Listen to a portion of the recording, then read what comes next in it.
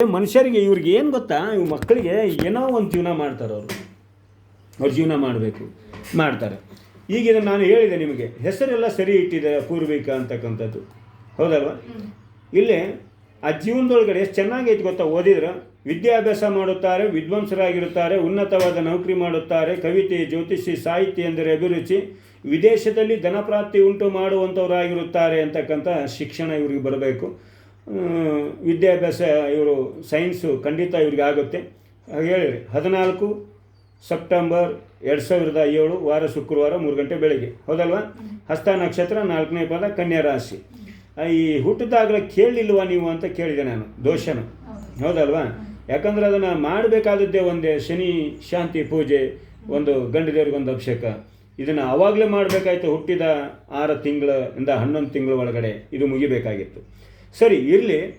ಈಗ ಈ ಹುಡುಗಿ ಬಗ್ಗೆ ವಿದ್ಯಾಭ್ಯಾಸ ನೀವು ಇಲ್ಲಿ ಯಾಕೆ ಅಂತ ಹೇಳ್ತಾರೆ, ಏನಂತ, ಹಸ್ತ ನಕ್ಷತ್ರ ಚಂದ್ರ ದಶೆ ಆಗುತ್ತೆ. ನೀವು ಬಂದಂಥ ಯಾವ ದಿಕ್ಕಿಗೆ ಕುಂತ್ಕೊಂಡಿದ್ದೀರಾ, ಯಾವ ಪೇಸು, ಯಾವ ಟೈಮು, ಯಾವ ಲಗ್ನ, ಯಾವ ಅಕೌಂಟ್, ಇದಿಷ್ಟು ನನ್ನ ಹತ್ರ ತೊಗೊಂಡು ಬಂದಿದ್ದೇನೋ. ಈ ಹುಡುಗಿ ಪ್ರೀತಿಸುತ್ತಾರೆ, ಪ್ರೀತಿಸಲ್ಪಡುತ್ತಾರೆ, ಪ್ರೇಮಯುವ ಮಾಡಿಕೊಳ್ಳುವ ಅವಕಾಶ ಇದೆ, ಆದರೆ ಅದು ಹೆಚ್ಚು ದಿವಸ ನಿಲ್ಲುವುದಿಲ್ಲ ಅಂತ ಇದೆ. ಈಗ ಹೋಗಿ ಬಂದ್ಲ, ಮನೆ ಬಿಟ್ಟು ಹೋಗಿದ್ಲ, ಎಷ್ಟು ದಿವಸ ಹೋಗಿದ್ಲು? 3 ದಿವಸ, 3 ಸತಿ ಹೋಗಿ ಬಂದಾಳೆ. ನೋಡಿ ಇವಳು ಏಜ್ ಏನು ಅಲ್ಲ ಅದು, ಹೌದಲ್ಲ? ಅದಕ್ಕೆ ಇವ್ರನ್ನ ಫಸ್ಟ್ ಡಿಗ್ರಿ ಆಗುವವರೆಗೂ ಇವ್ರ ಬಗ್ಗೆ ನೀವು ಹಿಂದೆ ಮುಂದೆ ಇರಬೇಕು. ಯಾಕಂದರೆ ಈಗಲೂ ಮದುವೆ ಮಾಡಿದ್ರೆ ನೀವು ನಿಮಗೂ ಕೇಸ್ ಬರುತ್ತೆ ಅದು. ಹೌದು, ವಾಪಸ್ ಕಳಿಸ್ತಾ ಇದ್ದಾರೆ. ಈ ಹುಡುಗಿ ಮೈಂಡ್ ಇರೋದೇ ಅಷ್ಟೇ. ಅದು ಸರಿ ಇದ್ದರೆ ಮಾಡೋಣ, ಏನಂತ, ಅದು ಹೆಚ್ಚು ದಿವಸ ನಿಲ್ಲುವುದಿಲ್ಲ ಅಂತ ಐತಿ.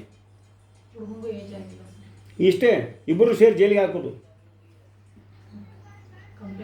ಹೌದು, ಯಾಕಂದರೆ ಇದು ಈ ಥರ ಏನಾರ ಆದರೆ ಖಂಡಿತ ಗೌರ್ಮೆಂಟಲ್ಲಿ ರೂಲ್ಸ್ ಇದೆ ಇದಕ್ಕೆ. ಅದು ತಪ್ಪು. ಹುಡುಗಿನ ಕರ್ಕೊಂಬನ್ನಿ ವಿದ್ಯಾಭ್ಯಾಸನ, ಯಾಕಂದ್ರೆ ವಿದ್ಯಾಭ್ಯಾಸ ಮಾಡಲಿ.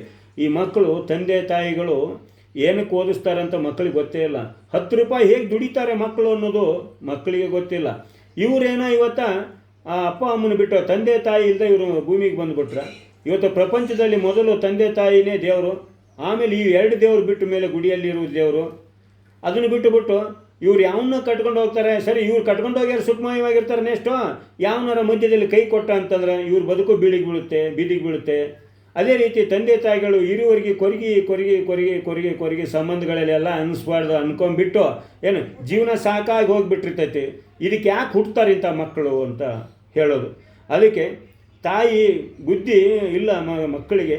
ತಾಯಿ ನಡೆಯುವುದನ್ನು ಕಲಿಸುತ್ತಾಳೆ, ತಂದೆ ತಲೆ ಎತ್ತಿ ತಿರುಗುವುದನ್ನು ಕಲಿಸುತ್ತಾನೆ. ತಂದೆ ತಾಯಿ ತಲೆ ತಗ್ಗಿಸದಂಗೆ ನಡ್ಕೊಂಡು ಹೋಗೋದು ಮಕ್ಕಳ ಕೆಲಸ. ಇಂಥ ಮಕ್ಕಳು ಯಾಕೆ ಹುಡ್ತಾವೋ ಗೊತ್ತಿಲ್ಲ. ಇದನ್ನು ನಾನು ಅವರಿದ್ರಿಗೆ ಡೈರೆಕ್ಟಾಗಿ ಹೇಳಿದರೆ ಇದಕ್ಕೊಂದು ರೀತಿ ಇರುತ್ತೆ, ಇಲ್ಲಾಂದ್ರೆ ಬದುಕು ಸರಿ ಇಲ್ಲ. ಇದು ಪ್ರೇಮ ಯುವ ಅಂತಲೇ ಬಂದಿರೋದು. ನೀವೇ ಹೇಳ್ತಾ ಇದ್ದೀರಿ ಈಗ, ಹೌದು ಹೋಗಿ ಬಂದಾಳು 3 ಸತಿ ಅಂತಂದು, ಹೌದಲ್ವ ಅಂತಕ್ಕಂಥದ್ದು. ನೀವೇ ಅದನ್ನು ತಿಳ್ಕೋಬೇಕು. ನೀವೇ ನನಗೆ ಹೇಳಿಲ್ಲ ಈಗ ಇದನ್ನು, ಹೌದಲ್ವ? ಯಾವರು? KR ಪೇಟೆ. ನೋಡು, ಎಲ್ಲೆಲ್ಲಿಂದ ಹುಡುಕೊಂಡು ಇಲ್ಲಿವರೆಗೆ ನೀವು ಬರ್ತಾ ಇದ್ದೀರಾ.